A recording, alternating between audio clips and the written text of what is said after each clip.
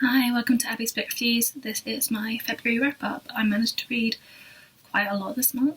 I'm pretty impressed with myself. First up, I read The Upside of Falling by Alex Light. Thank you, HarperCollins, for this arc. It is so good. I think I gave it a 5. I can't remember now. I really enjoyed it. It's the whole fake relationship turning into a relationship, and this is one of the ones that has definitely now made me want to go on a contemporary binge. I really loved it, and it's, getting to know stuff about people and why they think the way they think, and then can you change that attitude that they have? And I loved that it's from his and her perspectives, so loved it. And then I read All Your Twisted Secrets by Diana Urban. This is about to come out as I film this. Again, thank you, Harper, for the arc, and oh my gosh, I really enjoyed this. I gave it a 4. There was just something about it that didn't quite make it a 5-star for me, but I really enjoyed it and would highly recommend it if you want a YA mystery. Also, with this, it's because it's a locked room thing, and it's, you have to kill someone within an hour or you will die, and it really shows what people are like when they're put under pressure like that. And I like to think I'm not as mean as some of the people in here, but at the same time, the twist. The frig. Then I finished listening to the first in the Heroes of Olympus series by Rick Riordan. It is called The Lost Hero, and it's really interesting, going from just the Percy Jackson trio, I want to say they are, to expanding it not this new generation, because they're only not even, some of them aren't even a year different to Percy and Annabeth, but getting these new characters involved. And ooh, Hera, what are you doing? We're definitely going to be continuing with this series. Love Rick's writing so much, and I love his imprint as well. Come on. 1,000 Beginnings and Endings, edited by Ellen O and Elise Chapman. It's 15 retellings of Asian myths and legends, and this is not that I didn't want to before, and I do love retellings of myths and legends. I don't know, but having just 15 short stories of different myths and legends that most of them I have never heard of before was just really interesting, and being able to see, an interpretation of a myth and a legend from a culture that I don't know too much about was really interesting, and I definitely want to pick up more retellings of cultures I don't know much about. Then I finally picked up Foolish Hearts by Emma Mills. I have had this, I want to say it was in L Crate 2017, maybe? So I've had it for quite a few years. Whoops. But then I wasn't into contemporary at the time, and now, why did I not pick this up sooner? Emma's writing is amazing. I really want to pick up the rest of her books, preferably with the old style covers, because they're really pretty. I'm not too keen on the new covers, but anyway, there's a boys' school and a girls' school right next to each other, and it's kind of the mixing of the two and trying to put on a Shakespeare play. So yeah, Shakespeare, love, teenagers, what could possibly go wrong? Then I moved on to The Places I've Cried in Public by Holly Bourne. Okay, it's trigger warning. You need a trigger warning for this book. Message me or leave a comment or whatever if you want to know what the trigger warnings are, but I had no warning going into this, apart from the fact that Holly, okay, I missed this page. It does give you a slight trigger warning, but at the end it has places that you can go. I kind of wish that it was put bigger, because I don't tend to go to that page. I just go straight to where the story starts. I don't flick through the first couple of pages. So I did enjoy it. I didn't enjoy it as much as I thought I might, partially because I wasn't warned. There's nothing particularly on page, but it is so implied that, you know, especially if you've been in similar situations, you just, yeah, it just triggers you.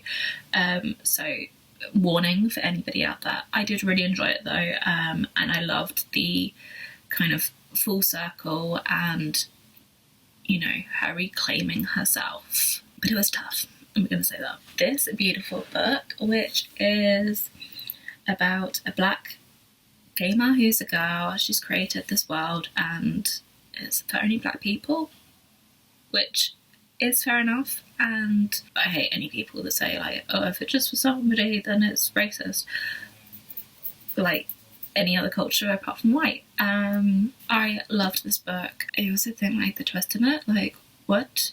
It definitely opens doors into conversations that we should be having. This shouldn't really be happening in our world, and I know that it does on, like, a daily basis, but at the same time, like, I feel like it's got to the point where people are scared to ask questions in case they're classed as racist, and I just feel like there needs to be an open dialogue so that people are aware and,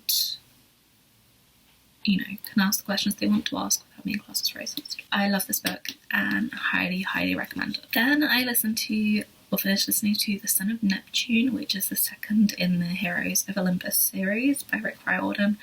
Absolutely loved it, and yeah, glad I got to see Percy again, but from a different point of view. And it's, having listened to The Lost Hero, you kind of know what's happening, but at the same time it's like, oh my gosh, like, there's all of this stuff that you guys don't know about, and why don't you know? Then I read A Perfect 1,000 Notes by C.G. Drews. This, oh my gosh, August and Beck are so cute, and I feel like I need more of them in my life. Please, Kate, I love this so much. Heartstopper Volume 3 by Alice Osman, who I went to see at the beginning of February. Annoyingly, this didn't arrive in time because it got sent to a different store. It's Nick and Charlie go on a school trip to Paris, and so much LGBTQ plus realness and love and inclusiveness, and this series just makes my heart happy. I moved on to The Boy Who Steals Houses by C.G. Drews. This is not a follow-on from 1,000 Perfect Notes, although it is set in the same place and time as, I think it mentions August at one point, but, like, the characters aren't really involved with each other. Sam and Avery are just so cute, and then Moxie is, Moxie's amazing. She's so kick-ass, and the Delaney's are just, like, the big families that I know, and it just makes it so much more relatable. Guys, go read this, especially if you want own voices. Thank you, Kate, for another stunning book, and would love to know more. Then I finished listening to Truly Devious by Maureen Johnson. It is the first in a trilogy. It is set up in the mountains of Vermont. I would say it's kind of closed door, but not. I love the way that it's set in this school campus that's up in the mountains, really inhospitable, like you can't get to it easily, and, you know, and the fact that it's flashbacks between, like, 1936, I think it is, and present day. I absolutely love it, and oh my gosh, I am so glad I am reading this trilogy, or listening to this trilogy, when it's wrapped up, because I don't know how you guys did it, reading it one book and then waiting a whole year, like that cliffhanger at the end of Truly Devious. What the flip? Like, what? And then my last book for February was Spell Hacker by M.K. England. Thank you, Harper, again for an arc.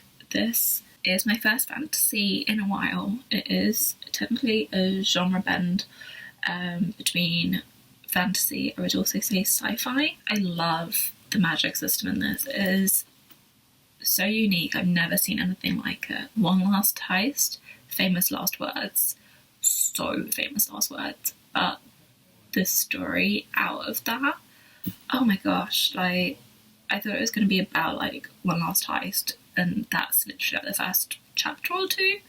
Seriously, so good.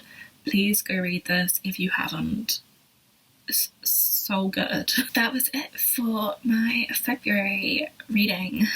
Yeah, I definitely got through quite a bit, and I'm hoping it continues, but I'm not sure. It would be great if you could like this video and subscribe to my channel. It would definitely make my day. Enjoy the book you're reading, and I will speak to you soon.